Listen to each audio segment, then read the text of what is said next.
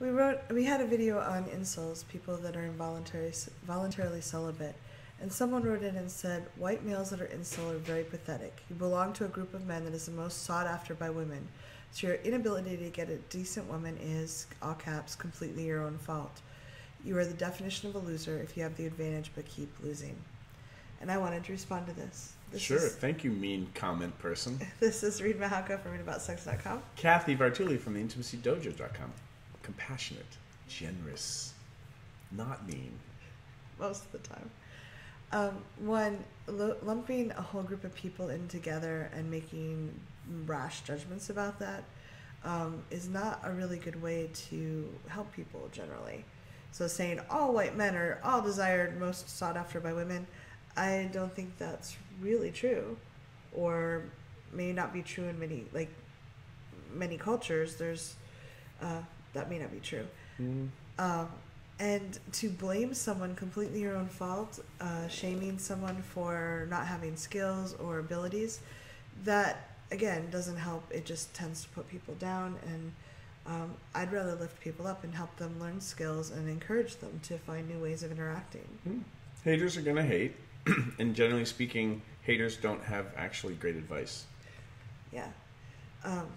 So blaming yourself, for anyone who might have read that comment or probably seen comments like this elsewhere, when we blame ourselves, it's my own fault, I can't get this, that doesn't empower you. So saying, hey, I may not know the skills to do this yet, that gives you a direction and a place to go. Like, okay, there are skills to relate to people. I'm not meeting the women that I would like to meet. I'm not, connecting in the way I want to. Maybe I should go learn new skills on how to communicate, how to interact. I can practice with more people. Part of it is numbers. At least, you can date 100 different people and you might find one or two that you really want to spend more time with, like initial dates kind of thing. So part of it is just getting out there and meeting more people. But to say something's your own fault because you have an advantage, I don't know that within white men there's a big range of different abilities and skills and interests. There's not all white men are instantly desirable. Yeah, I mean, so first off, whenever you're going to leave a mean comment, please direct it at me. Because I'm very interested in assholery. And, why? If you are in this empowered place, a place of privilege, a place maybe it was hard won, you earned it all. You worked very hard to get to where you're at. Then kicking somebody when they're down is just shitty behavior. Yeah.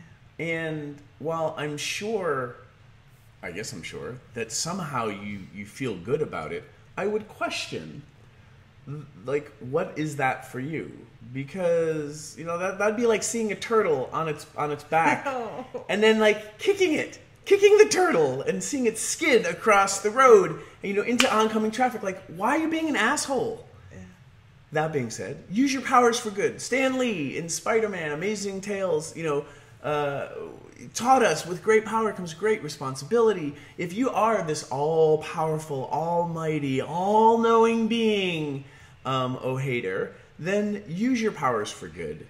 Uplift people. Be like, hey, here's been my experience with what, women, because not all women, seem to be attracted to or seem to engage with, which these days tends to be non-douchebaggery. Yes. So again, I'm just kind of I'm curious. I'm curious about humans. This is why I do what I do. And for folks who are having a hard time connecting with people, which can be for a plethora of reasons, we can empower ourselves to seek out resources to figure out how do I feel better about myself? What are things that most people seem to appreciate? Just, a thing for me is I drink a ton of coffee. And I have friends who will be like, Reid, you got the coffee breath thing going on. They don't really love it when it's just coffee.